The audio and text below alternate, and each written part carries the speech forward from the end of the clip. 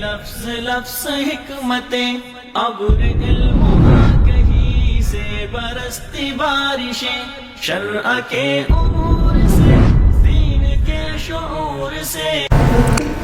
میرے بیٹوں اور میری بیٹیوں، میرے عزیزوں، بھائیوں اور میری بہنوں، میں آپ سے ایک بات کرنا چاہوں گا.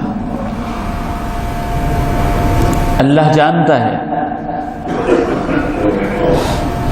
کہ وہ کمرہ جس میں والدین نے زندگی بسر کی مسجد میں آتے ہوئے میری راہوں میں ہوتا ہے، اور میں اکثر وہاں سے گزرتے ہوئے سوچتا ہوں اللہ یہ کمرہ بھی روتا ہوگا، وہ کیسے نیک لوگ تھے اور اس کے بعد میں کیسے اجڑا ہوا اور ویران.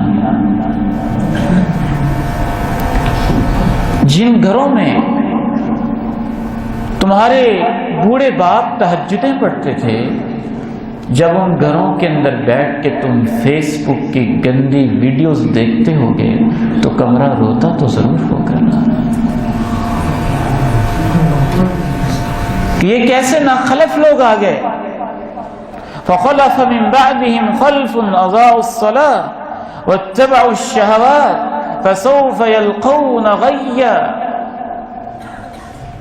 ابو بکر ابن عیاش رحمہ اللہ رحمتا واسعہ رب تعالیٰ کے پاس جا رہے تھے، بیٹی پاس بیٹھ کے رو رہی تھی.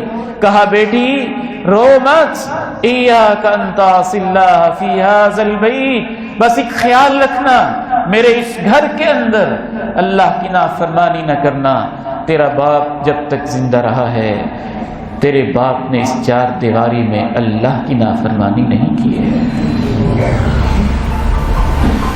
اس گھر کے اس کونے میں میں نے اتنے ہزار مرتبہ قرآن مجید کی مکمل تلاوت کی ہوئی.